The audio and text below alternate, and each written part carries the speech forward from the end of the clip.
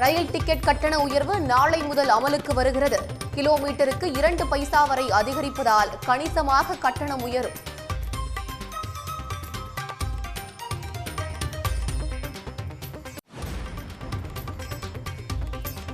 ரயில் கட்டணம் அதிகரிக்கப்படுவதற்கு பயணிகள் எதிர்ப்பு. உடனடியாக கட்டண உயர்வை திரும்பப் பெற வலியுறுத்தல்.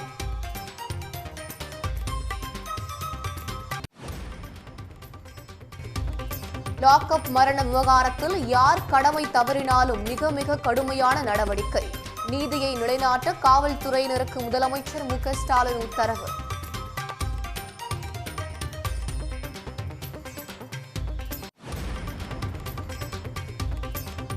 மேட்டூர் அணையில் இருந்து வெளியேற்றப்படும் உபரி நீரின் அளவு 48,000 கனஅடியாக குறைப்பு. கடல் போல காட்சியளிக்கும் மேட்டூர் அணையில் கழுகு பார்வை காட்சிகள்.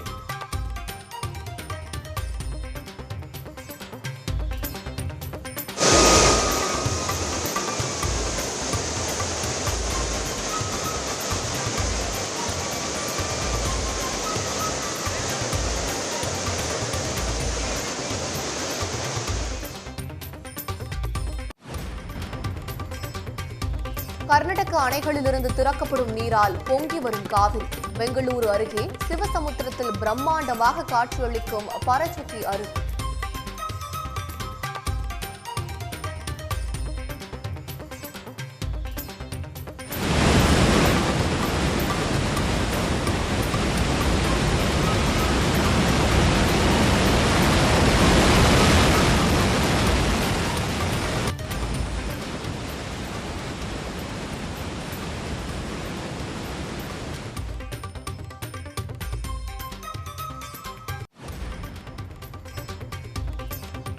உத்தரப்பிரதேசம், உத்தராகண்ட் உள்ளிட்ட மாநிலங்களில் வெளுத்து வாங்கும் கனமழை. மந்தாகினி ஆற்றில் ஏற்பட்ட வெள்ளத்தால் நீரில் மூழ்கிய சிவன் சிலை.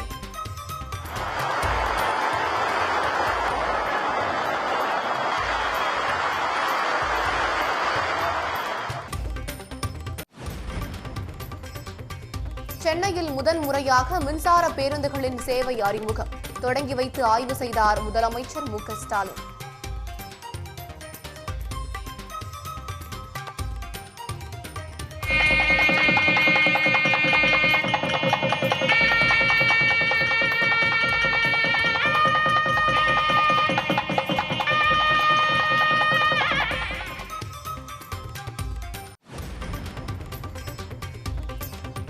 அதிமுகவை கபலீகரம் செய்ய முயற்சிப்பவர்கள் யார்?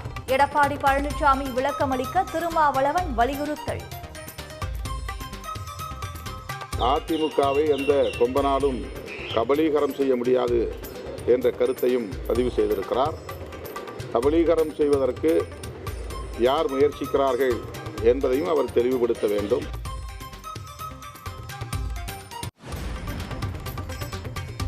பாமக நிர்வாகிகளை நியமனம் செய்யவும் நீக்கவும் ராமதாசுக்கு மட்டுமே அதிகாரம். அன்புமணி தவறான முன்னுதாரணம் ஆகிவிடுவாரோ என அஞ்சுவதாகவும் பாமக எம்எல்ஏ அருள் பேட்டி.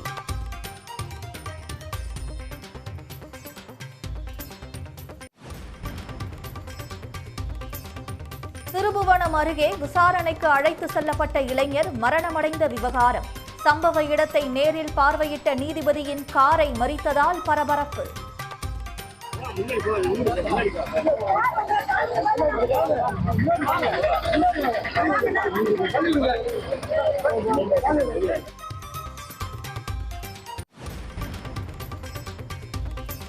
தென்னிமலை அதிமுக ஒன்றிய செயலாளருக்கு 44 லட்சம் ரூபாய் அபராதம். சட்டவிரோதமாக கனிம வளங்களை வெட்டி எடுத்த புகாரில் கோட்டாட்சியர் நடவடிக்கை.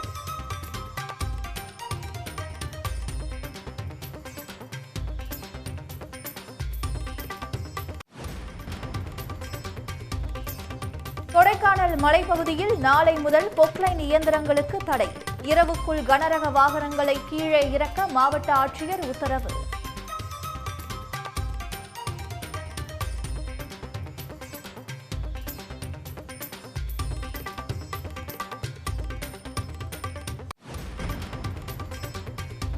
கோவையில் செல்லாத 500, 1000 ரூபாய் நோட்டுகளை மாற்ற முடியாமல் போராடும் மூதாட்டி. 3 ஆண்டுகளுக்கு முன் மறைந்த மகனின் பெட்டியிலிருந்து கிடைத்த 15,000 ரூபாய் பணத்துடன் தவிப்பு.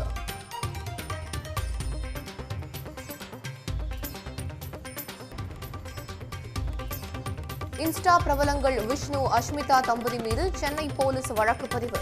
ஆன்லைன் மூலம் 1.5 கோடி ரூபாய் மோசடி செய்த புகாரில் நடவடிக்கை.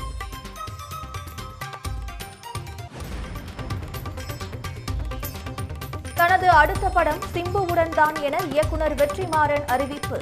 வடசென்னை படத்திற்கும் அடுத்த படத்திற்கும் தொடர்பு இல்லை என்றும் விளக்கம்.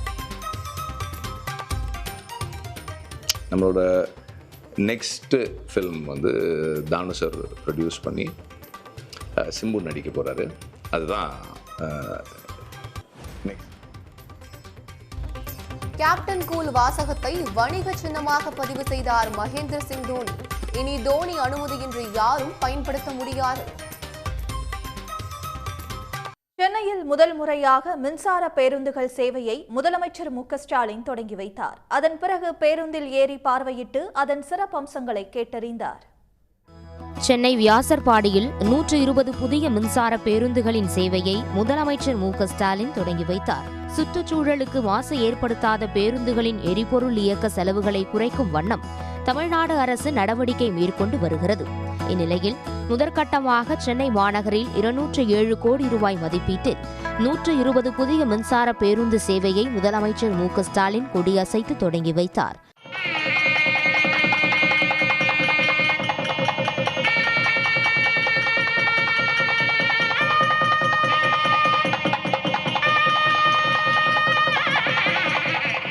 மேலும் பணியாளர்களுக்கு ஓய்வறை, பராமரிப்பு கூடம், அலுவலக நிர்வாக கட்டிடம் உள்ளிட்டவை 47 கோடியே 50 லட்சம் ரூபாய் செலவில் புதுப்பிக்கப்பட்ட வியாசர்பாடி பணிமனையையும் முதலமைச்சர் திறந்து வைத்தார்.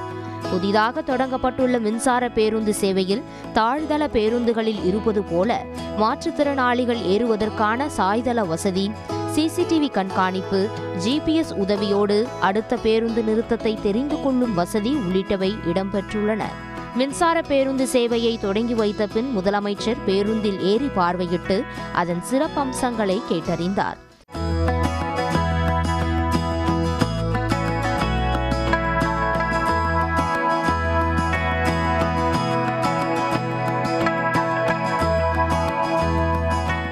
மொத்தம் 45 வழித்தடங்களில் மின்சார பேருந்துகளை இயக்க திட்டமிட்டிருந்தாலும் இன்று வியாசர்பாடி பணிமனையிலிருந்து 11 வழித்தடங்களில் 120 பேருந்துகள் இயக்கப்படுகின்றன.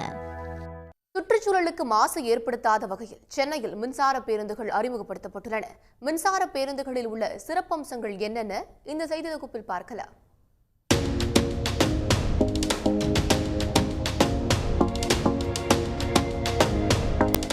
மக்களுக்கு சிறப்பான பயண அனுபவத்தை வழங்கும் வகையில் தமிழ்நாடு அரசு உலக வங்கி உதவியுடன் இணைந்து சென்னையில் முதல் முறையாக 1225 தாழ்தள மின்சார பேருந்துகளை இயக்க உள்ளது. முதற்கட்டமாக வியாசர்பாடி, பெரும்பாக்கம், சென்ட்ரல், பூவிருந்தவல்லி, தண்டையார்பேட்டை ஆகிய 5 பணிமனைகளில் இருந்து 625 மின்சார பேருந்துகள் இயக்கப்பட உள்ளன. இப்பேருந்துகளை நான் முதல்வன் திட்டத்தின் கீழ் பயிற்சி பெற்ற 3 பெண் ஓட்டுநர்கள் இயக்குவது கூடுதல் சிறப்பாகும். நான் ஒரு 2 வீலர்ல இருந்து ஒரு பெரிய பஸ்ஸை மூவ் பண்ணுற அளவுக்கு கவர்மெண்ட் எனக்கு சப்போர்ட் பண்ணியிருக்காங்க. அதாவது எல்கேஜிலேருந்து +2 முடித்தாதான் மேலே ஏற முடியும். நான் ஒரு 2 வீலர்லேருந்து ஸ்டார்ட் பண்ணி இப்போ வந்து ஒரு ஹெவி வெஹிக்கிள் வந்திருக்கேன். கார் ஓட்டுனா சரி, ஹெவி வெஹிக்கிள் ஓட்டினா சரி, நம்ம கவர்மெண்ட்டே நான் முதல்வன் திட்டம் ஸ்கீம் வந்து ஊக்கத்தொகையோட சைஃபன் ஒரு 6000 சைஃபனும் கொடுக்குறாங்க. சைஃபனும் கொடுத்து ட்ரைனிங் நல்லா கொடுத்து 50 நாள் ட்ரைனிங் முடிச்சுட்டு நான் இப்போ வந்து ஒரு டிரைவராக நிற்கிறேன். ஜாயின் பண்ணுவோன்னு நாங்கள் நினச்சே பார்க்கல. அதனால விஷயத்தில் நாங்கள் ரொம்ப சந்தோஷப்படுறோம். அதுலேயும் வண்டிலையும் நிறைய புதுசாக இருக்குது, எல்லாமே மாற்றம். நம்ம ஃபாரினில் இருக்க மாதிரி சின்ன சின்ன விஷயம்லாம் ரொம்ப மாற்றமாக இருக்குது. அதனால் எங்களுக்கும் சேஃப்டி, பேசஞ்சருக்கும் சேஃப்டின்னு தான் எங்களுக்கு தோணுது. வந்துட்டு டிரைவர் அங்கே வந்து ஜாயின் பண்ணியிருக்கேன். நான் ஹெவி வெஹிக்கிள் வந்து நான் முதல்வன் ஸ்கீம் மூலயமா பர்வீன் ட்ராவல்ஸில் கற்றுக்கிட்டேன். அதை கவர்மெண்ட்லேருந்து நடத்துனனால எங்களுக்கு எல்லாமே நல்ல ஒரு எக்ஸ்பீரியன்ஸாக இருந்துச்சு. எல்லாமே ப்ராப்பராக நடத்துனாங்க. எல்லாமே டெஸ்ட்டு சரி, இல்லை ஆன் ரோடு சிக்னலு எல்லாமே கரெக்டாக சொல்லி கொடுத்தாங்க, ப்ராப்பராக சொல்லி கொடுத்தாங்க. அதே மாதிரி எங்களை டெஸ்ட் வச்சு கரெக்டாக நாங்கள் எல்லாம் பண்ணதுக்கப்புறமா தான் கவர்மெண்ட்லேருந்து எங்களுக்கு அந்த சர்டிஃபிகேட்டே இஸ்யூ பண்ணாங்க. அந்த வாய்ப்பு கொடுத்த முதல்வருக்கு ரொம்ப ரொம்ப நன்றி. இந்த பேருந்துகளில் முதியோர் மற்றும் மாற்றுத்திறனாளி பயணிகளுக்கென தனி இருக்கைகள் அமைக்கப்பட்டுள்ளன. சக்கர நாற்காலியை ஏற்றுவதற்கு சாய்வு பலகை மற்றும் அதனை நிறுத்துவதற்காக தனியிடம், பிரத்யேக லாக் மற்றும் சீட் பெல்ட் வசதி கொண்டுள்ளது. ஒவ்வொரு இருக்கையின் கீழும் செல்போன் சார்ஜ் செய்யும் வசதி இருக்கிறது.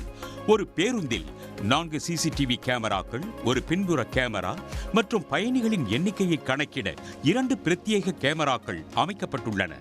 பேருந்தில் 13 இடங்களில் அவசர கால பொத்தான்கள் மற்றும் அவசர நிறுத்த கோரிக்கை பொத்தான்கள் பொருத்தப்பட்டுள்ளன. GPS கருவி பொருத்தப்பட்டு ஒலி அறிவிப்பும் பேருந்து உட்புறத்தில் LED டிஸ்பிளே போர்டு மூலம் அடுத்து வரும் பேருந்து நிறுத்தத்தை தெரிந்து கொள்ள வழிவகை செய்யப்பட்டிருக்கிறது. ஒருமுறை சார்ஜ் செய்தால் 200 கிலோமீட்டர் வரை பேருந்து இயங்கும். மின்சார பேருந்துகளை பயன்படுத்துவதன் மூலம் கார்பன் உமிழ்வை குறைத்து காற்றின் தரத்தை மேம்படுத்தும். மாற்றுத்திறனாளிகளுக்காக தரைவரை கீழிறங்கும் படிக்கட்டுகள் உள்ளிட்ட வசதிகளும் புதிய மின்சார பேருந்துகளில் உள்ளன. தென்மேற்கு பருவமழை தீவிரமடைந்துள்ள நிலையில் பல்வேறு மாநிலங்களில் மழை வெளுத்து வாங்கி வருகிறது. கனமழையால் மக்களின் இயல்பு வாழ்க்கை கடுமையாக பாதிக்கப்பட்டுள்ளது. உத்தரப்பிரதேசத்தின் முசாஃபர் மாவட்டத்தில் பெய்த கனமழை காரணமாக நகரின் பல பகுதிகள் வெள்ளக்காடாக காட்சியளிக்கின்றன. வீடுகளுக்குள் மழைநீர் புகுந்ததால் மக்களின் இயல்பு வாழ்க்கை கடுமையாக பாதிக்கப்பட்டுள்ளது. ஹஃபூர் நகரில் கொட்டி தீர்த்த கனமழையால் முக்கிய சாலைகளில் வெள்ள நீர் சூழ்ந்துள்ளது. இதனால் வாகன ஓட்டிகள் கடும் சிரமத்திற்குள்ளாகினர்.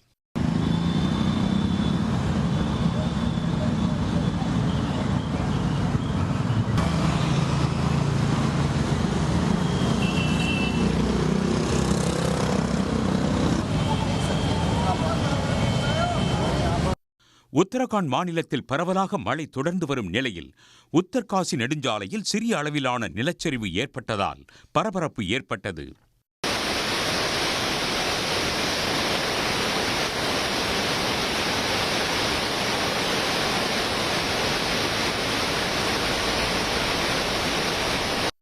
அதேபோல் ருத்ரா பிரயாக் மாவட்டத்தில் பெய்த கனமழையால் அலக்நந்தா மந்தாகினி ஆறுகளில் வெள்ளப்பெருக்கு ஏற்பட்டுள்ளது. நீர்வரத்து அதிகரித்துள்ள நிலையில் 2 ஆறுகளும் சேருமிடத்தில் அமைந்துள்ள சிவன் சிலை நீரில் மூழ்கியுள்ளது.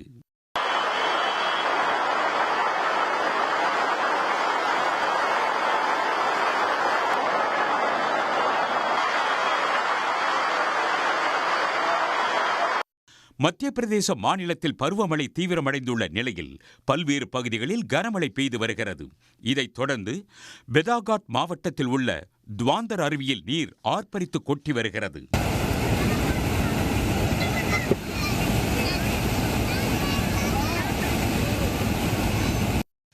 இந்நிலையில் துவாந்தர் அருவி அக்டோபர் மாதம் வரை மூடப்படுவதாக அம்மாநில அரசு அறிவித்துள்ளது. தென்மேற்கு பருவமழை தீவிரமடைந்துள்ள நிலையில் இந்தியாவின் பல பகுதிகளில் கனமழை பதிவாகியுள்ளது. கலை மற்றும் அறிவியல் கல்லூரிகளில் 1ஆம் ஆண்டு வகுப்புகள் தொடங்கியிருக்கும் நிலையில் 1ஆம் ஆண்டு மாணவர்களை மூத்த மாணவர்கள் மற்றும் ஆசிரியர்கள் உற்சாகமாக வரவேற்றனர். தமிழ்நாடு முழுவதும் உள்ள கலை அறிவியல் கல்லூரிகளில் 1ஆம் ஆண்டு வகுப்புகள் தொடங்கியுள்ளன. சென்னை மாநில கல்லூரிக்கு வருகை தந்த 1ஆம் ஆண்டு மாணவர்களுக்கு புது மாணவர் புகுவிழா என்ற பெயரில் முன்னாள் மாணவர்கள் உற்சாக வரவேற்பு அளித்தனர். மேலத்தாளம் முழங்க 1ஆம் ஆண்டு மாணவர்களுக்கு பன்னீர் தெளித்தும் மாலை அணிவித்தும் வரவேற்பு அளிக்கப்பட்டது. கல்லூரியின் மூத்த மாணவர்கள் சிலம்பாட்டம், ஒயிலாட்டத்துடன் 1ஆம் ஆண்டு மாணவர்களை வரவேற்றனர்.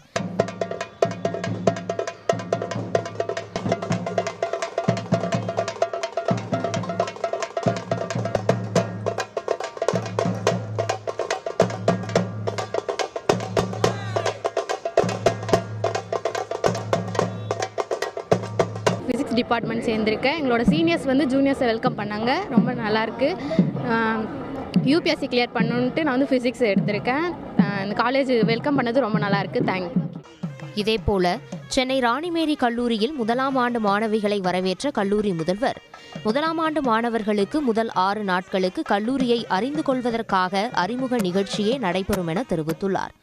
அது 6 நாள் அவங்க கல்லூரியில் என்னெல்லாம் இருக்குது, என்ன சிறப்பு அம்சங்கள் இருக்குது, என்னெல்லாம் அவென்யூஸ் இருக்குது, சப்போர்ட் சிஸ்டம் என்ன இருக்குது, ஸ்காலர்ஷிப் கவர்மெண்ட் ஸ்கீம்ஸ் என்ன இருக்குது, அதை பற்றிலாம் அவங்களுக்கு ஒரு அவேர்னஸ் க்ரியேட் பண்ணி இந்த 6 நாளும் கல்லூரிக்கு வரக்கூடிய ஒரு மாணவிகளுக்கு கல்லூரி பற்றின ஒரு முழு தகவலையும் சொல்லிவிட்டு அதுக்கப்புறம் அடுத்த திங்கட்கிழமையிலேருந்து தான் ரெகுலர் கிளாஸுக்கு போகிற மாதிரி நாங்கள் பிளான் பண்ணியிருக்கோம். நெல்லையில் உள்ள ராணி அண்ணா அரசு மகளிர் கல்லூரிக்கு வந்த முதலாம் ஆண்டு மாணவிகளை கல்லூரி முதல்வர் மற்றும் பேராசிரியர்கள் ரோஜா மலர்களை கொடுத்து வரவேற்றனர். நான் சங்கரங்கோயில் பக்கத்தில் களப்பாலம் கிராமத்தில் இருக்கேன்.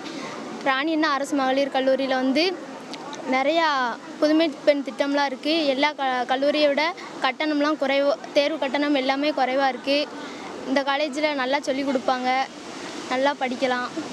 முதலமைச்சரால் கடந்த மாதம் தொடங்கி வைக்கப்பட்ட உளுந்தூர்பேட்டை அரசு கலை அறிவியல் கல்லூரியில் வகுப்புகள் தொடங்கியுள்ளன. கல்லூரிக்கு வந்த முதலாம் ஆண்டு மாணவிகளுக்கு திமுக மாணவர் அணி மற்றும் ஜனநாயக வாலிபர் சங்க நிர்வாகிகள் இனிப்பு மற்றும் கல்விக்கான உபகரணங்களை வழங்கி வரவேற்றனர். நாடு முழுவதும் ரயில் டிக்கெட் கட்டண உயர்வு நாளை முதல் அமலுக்கு வருகிறது. முன்பதிவில்லா 2ஆம் வகுப்பு ரயிலில் 500 கிலோமீட்டர் வரை கட்டண உயர்வு இல்லை என்று ரயில்வே அறிவித்துள்ளது. 501 முதல் 1500 கிலோமீட்டர் வரையிலான முன்பதிவில்லா 2ஆம் வகுப்பு பயணிகள் ரயிலுக்கான டிக்கெட் கட்டணம் ₹5 உயர்த்தப்பட்டுள்ளது. 1501 முதல் 2500 கிலோமீட்டர் 2ஆம் வகுப்பு பயணிகள் ரயிலுக்கான டிக்கெட் கட்டணம் ₹10 அதிகரிக்கப்பட்டிருக்கிறது. 2501 முதல் 3000 கிலோமீட்டர் வரையிலான முன்பதிவில்லா 2ஆம் வகுப்பு பயணிகள் ரயிலுக்கான டிக்கெட் கட்டணம் ₹15 உயர்த்தப்பட்டுள்ளது. படுக்கை வசதி கொண்ட சாதாரண பயணிகள் ரயிலுக்கான டிக்கெட் கட்டணம் அரை பைசா உயருகிறது. சாதாரண முதல் வகுப்பு ரயிலுக்கான டிக்கெட் கட்டணம் அரை பைசா உயர்த்தப்பட்டிருக்கிறது. 2ஆம் வகுப்பு மெயில் அல்லது விரைவு ரயிலுக்கான டிக்கெட் கட்டணம் கிலோமீட்டருக்கு 1 பைசாவும், படுக்கை வசதி கொண்ட மெயில் அல்லது விரைவு ரயிலுக்கான டிக்கெட் கட்டணம் கிலோமீட்டருக்கு 1 பைசாவும், முதல் வகுப்பு மெயில் அல்லது விரைவு ரயிலுக்கான டிக்கெட் கட்டணம் கிலோமீட்டருக்கு 1 பைசாவும் உயர்த்தப்பட்டுள்ளன. இருக்கை வசதி கொண்ட ஏசி மெயில், ஏசி 3 அடுக்கு, ஏசி 2 அடுக்கு, ஏசி முதல் வகுப்பு ரயிலுக்கான டிக்கெட் கட்டணம் கிலோமீட்டருக்கு 2 பைசா அதிகரித்துள்ளது. புறநகர் ரயில்கள், சீசன் ரயில்களுக்கான டிக்கெட் கட்டணம் உயர்த்தப்படவில்லை.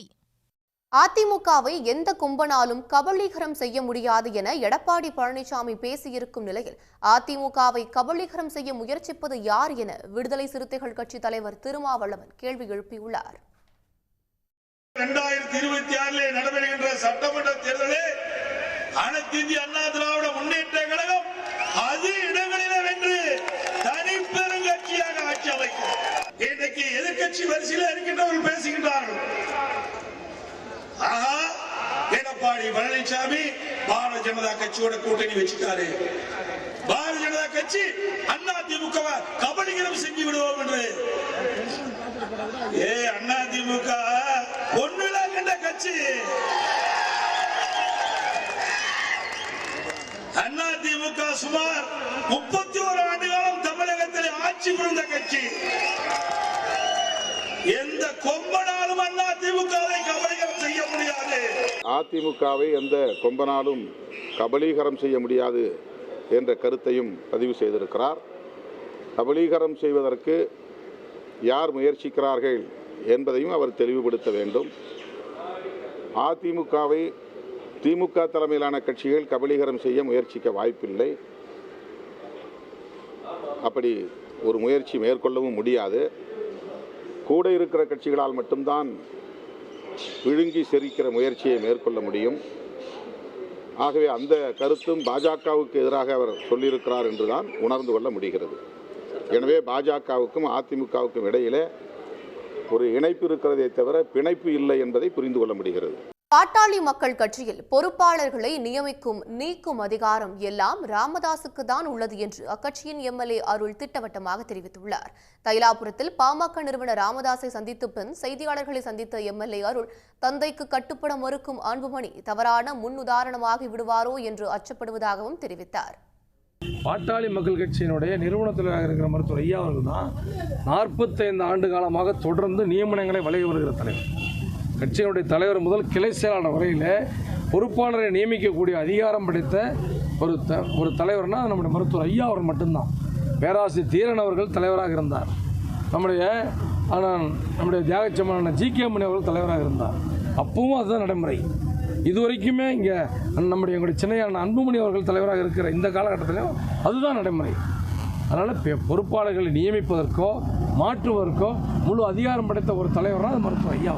எங்களுடைய மருத்துவர் சின்னையாவிட்ட சொல்கிறது என்னென்னா, மருத்துவர் ஐயாவோடது இருக்கிறது விசுவாச கூட்டம், விசுவாசிகள் இருக்கிற கூட்டம். இந்த விசுவாசிகள் கூட்டம் அப்படியே உங்கள் பின்னாடி நிற்கும். ஆனால் இன்றைக்கி பதவிக்காக பெத்த அப்பனை விட்டு போகிறது. இன்னொன்றுங்க, எனக்கெல்லாம் பயமாக இருக்குது. எதிர்காலத்தில் எவ்வளோ அன்புமணி அவர்கள் ஒரு தவறான உதாரணமாக மாறிவிடுவோம்னு சொல்லிட்டு பயமாக இருக்குது. பாரம்பரியம், குடும்ப சங்கிலி, அந்த கட்டுப்பாடுங்கிறது அப்பாவுக்கு கட்டுப்பட்டவர் மகன். இதுதான் கிராமத்தில் நம்முடைய தமிழ் பண்பாடு. ஆனால் இது அதை மாறி எல்லாமே நாங்களாம் யாரை ஃபாலோவராக பார்க்குறோம், நம்முடைய சென்னையாக தான் பார்க்குறோம். இப்போ இந்த மாதிரி அப்பாவுக்கு மகன் கட்டுப்பட மாட்டேன்னா இது ஒரு தவறான முன்னுதாரணமாக கிளை கிராமம் வரைக்கும் பெண்களும் ஆண்களும் பேசுகிறாங்க. அதுதான் வருத்தமாக இருக்குது. அந்த மாதிரி தவறான முன்னுதாரணத்துக்கு அண்ணன் அன்புமணி ஒரு ஆளாகிவிடக்கூடாது என்ற பயம் எங்களுக்கு இருக்கிறது. போதைப்பொருள், கள்ளச்சாராயம், பெண்கள் பாதுகாப்பு, லாக்அப் மரணங்கள் போன்றவற்றில் யார் கடமை தவறினாலும் அரசு மிக மிக கடுமையான நடவடிக்கை எடுக்கும் என முதலமைச்சர் மு க ஸ்டாலின் எச்சரித்துள்ளார். சென்னை தலைமை செயலகத்தில் மாநிலத்தின் சட்டம் ஒழுங்குநிலை குறித்த ஆய்வுக் கூட்டம் முதலமைச்சர் மு க ஸ்டாலின் தலைமையில் நடைபெற்றது. கூட்டத்தில் தலைமைச் செயலாளர், காவல்துறை தலைமை இயக்குநர் உள்ளிட்ட காவல்துறை உயரதிகாரிகள் பங்கேற்றனர்.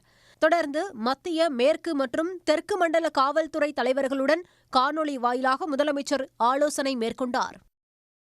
அப்போது காவல் நிலையங்களுக்கு புகார் கொடுக்க வரும் பொதுமக்களிடம் கண்ணியத்தோடு நடந்து கொள்வதோடு புகார்கள் மீது குறிப்பிட்ட காலத்திற்குள் உரிய நடவடிக்கை எடுக்க அறிவுறுத்தினார். கஞ்சா, கள்ளச்சாராய வழக்குகளில் கைது செய்யப்படும் குற்றவாளிகளுக்கு விரைந்து தண்டனை பெற்றுத் தரவும், போதைப்பொருள் நடமாட்டத்தை கட்டுப்படுத்த தீவிர நடவடிக்கைகளை மேற்கொள்ளவும் அவர் அறிவுறுத்தினார்.